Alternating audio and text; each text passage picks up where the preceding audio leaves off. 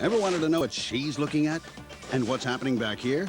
And where does this map come from? Well, quit wondering and come visit the world's news leader, CNN. We'll take you beyond the headlines and behind the scenes to show you what it takes to bring the world to your television every single day.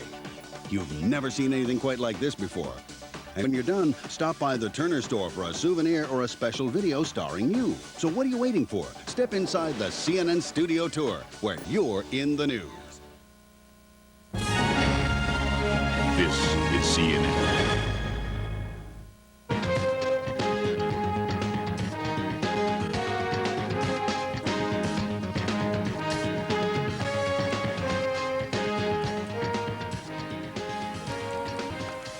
That's it for tonight's program. I'm Larry King. Join us tomorrow night at 9 Eastern. And now for a look at today's top stories, let's go back to CNN Center in Atlanta and today's special guest anchor.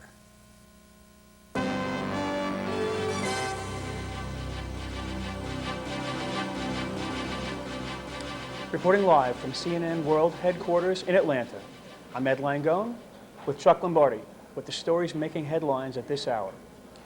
If you download your music from file exchange websites, there's a good possibility that you could be sued. The Recording Industry Association of America said this week that it sent out subpoenas to internet service providers as it prepares to sue hundreds of individuals who illegally distribute songs over the web, sharply escalating the industry's battle against the online piracy, which has so far focused on shutting down peer-to-peer services. The trade group in late June said it would track down the heaviest users of these services and sue them. Under the Digital Millennium Copyright Act, ISPs are required to provide copyright holders with such info. The trade group said it would probably file several hundred lawsuits this summer. Turning to entertainment news, music producer Simon Cowell, the brutally blunt judge on Fox Television's American Idol, has signed a $2 million deal with Random House for a book about the hit TV talent show. That's according to his agent. The publishing pact was struck just about a week ago, just after Cowell reached a deal with Fox Television to return for an upcoming third edition of American Idol that debuts in January, and 2 additional installments, reportedly for $150,000 an episode. As part of that deal, Cowell will also develop new projects under his own newly formed production outfit, SimCow Limited. Last week, CBS premiered yet another series created and produced by Cowell, the reality dating show Cupid. In other news, being thrown from a container ship and drifting for more than a decade, bobbing through 3 oceans, it's enough to turn a rubber ducky white.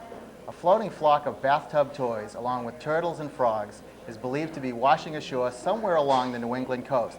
Bleached and battered from a transarctic journey, the toys have been adrift since 29,000 of them fell from storm-tossed container ship en route from China to Seattle more than 11 years ago. The toys floated along the Alaskan coast, reaching the Bering Strait by 1995.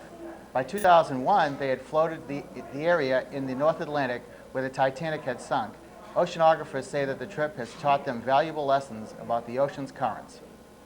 And finally, it wasn't Waterloo, but it was a disappointing defeat for G.I. Joe, the military action figure that launched a revolution in the toy industry. The original G.I. Joe action figure prototype failed to get a bid at an auction on Friday. Even cutting the minimum bid from $600,000 to $250,000 failed to interest any of the approximately 30 people who attended Friday's auction at the Comic-Con International Convention. The 11.5-inch figure, locked inside a glass case, was returned to owner Don Levine, who said he would entertain private offers for the next several days. And that's our report for now. For a check of the day's top stories anytime, just log on to our website at cnn.com, AOL keyword CNN. Reporting from the CNN Center in Atlanta, I'm Chuck Lombardi, along with Ed Langone. Have a great day. This is CNN.